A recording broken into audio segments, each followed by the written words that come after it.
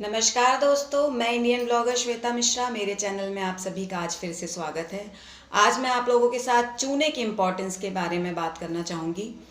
मैं आप लोगों को बताना चाहूँगी कि आयुर्वेद में चूने को एक ऐसी चीज़ बताई गई है, अगर आप उसे रेगुलर बेसिस पे अपनी बॉडी में इनटेक करते हैं, मीन्स उसे अगर आप खाते हैं एक प्रॉपर वे में, जो एक सही तरीके से, तो आप 170 किस्म की बीमारियों से बच सकते हैं। तो यहाँ मैं 170 किस्म की बीमारियों के बारे में तो नहीं बताऊंगी। कुछ जो इम्पोर्टेंट चीज़ें हैं जो हमारी डेली लाइफ में कुछ लोगों को या मैक्सिमम लोगों को इन जो मैं प्रॉब्लम्स बताने वाली हूँ, किसी ना किसी को इन प्रॉब्लम्स को फेस करना ही पड़ता है। तो प्रॉब्लम्स को मैं मतलब बताती जाती हूँ एक एक करके। तो पहली हमारी प्रॉब्लम ये है कि जैसे हम जो वुमेंस होती हैं 30 की एज जब हम क्रॉस करते हैं, तो ऐसा मतलब मेडिकल में मतलब ऐसा कहा ही जाता है कि 30 की उम्र को पार करने के बाद हम महिलाओं के शरीर में जो हड्डियों में जो कैल्शियम है मात्रा कम होने लगती है और हमारी जो हड्डियां हैं वीक होने लगती हैं। तो अगर हम चूने को रेगुलर खाते हैं तो जो हमारी हड्डियां हैं वो स्ट्रांग होती हैं और कैल्शियम की कमी वो पूरी करता है। दूसरी महिलाओं की ही यही प्रॉब्लम है कि एक और प्रॉब्लम है, वो है मेंसेस को लेकर।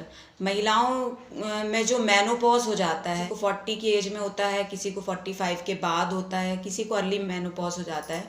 प्रॉब्लम्स होती हैं महिलाओं को, मींस मूड स्विंग्स होना या फिर हार्मोनल चेंजेस होना, और उसके वजह से नेचर में चेंज आ जाना और बहुत ज़्यादा चिड़चिड़ापन होना। तो मेनोपॉज में जो प्रॉब्लम्स होती हैं उसमें भी काफ़ी हद तक ये आपको रिलैक्सेशन देता है अगर आप चूने को अब अपनी डाइट में शामिल करते हैं। तो तीसरी बात फिर से महिलाओं के लिए करूँगी। लड़कियों या महिलाओं को जो मेंसेस में प्रॉब्लम होती है, मीन्स ज़्यादा ब्लीडिंग होती है या बहुत कम ब्लीडिंग होती है या पेन होता है, तो इसमें भी आपको इससे फ़ायदा मिलता है।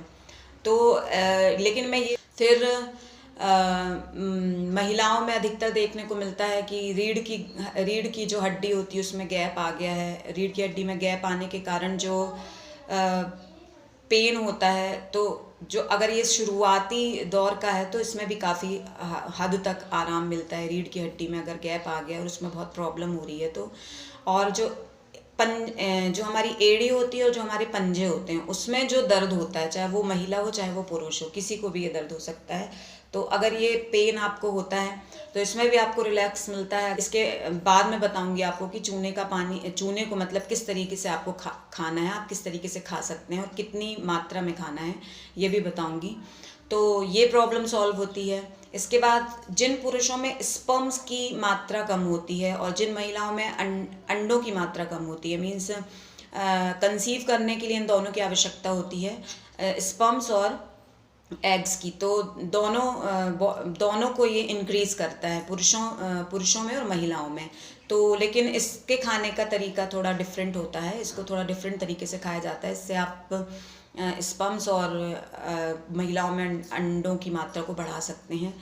और इससे जो दांतों में सेंसिटिविटी की प्रॉब्लम होती है, बहुत ठंडा गर्म, ये तो मेरा आजमाया हुआ है। मुझे वाकई में दांतों में बहुत प्रॉब्लम रही है। बहुत मतलब पहले मसूड़ों में ठंडा गर्म लगता था और पेन होता था।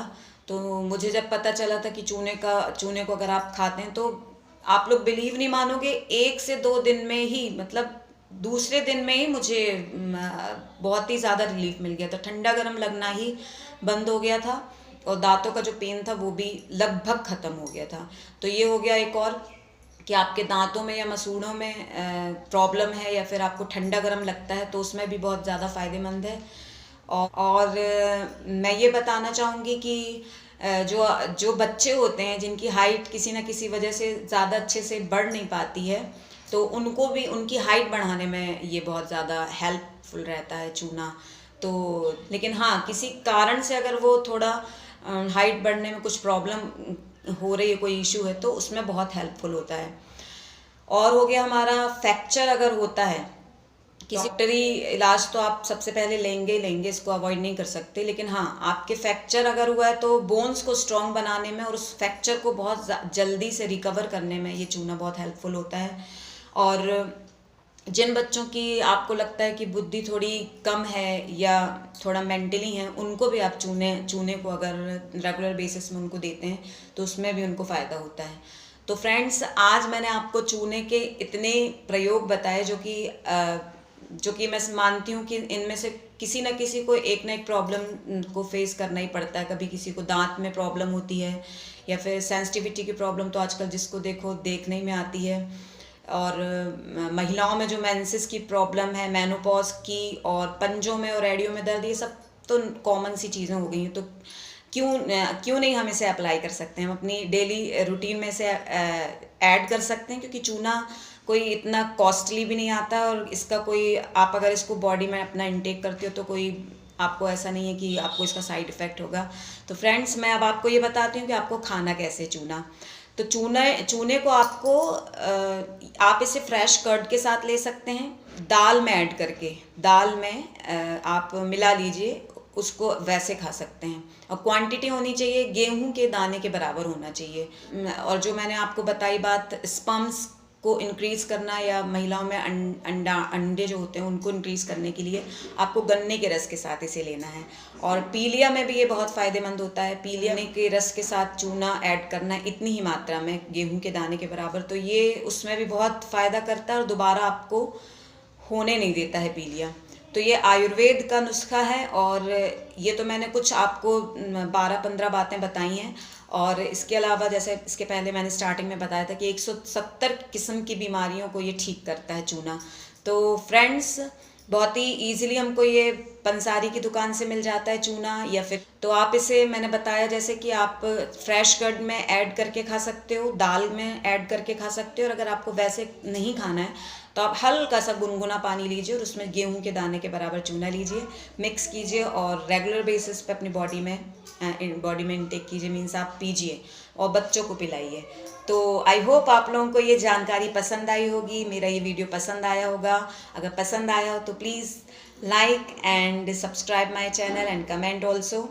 तो मिलते हैं हमारे नेक्स्ट वीडियो में। Till then, bye bye.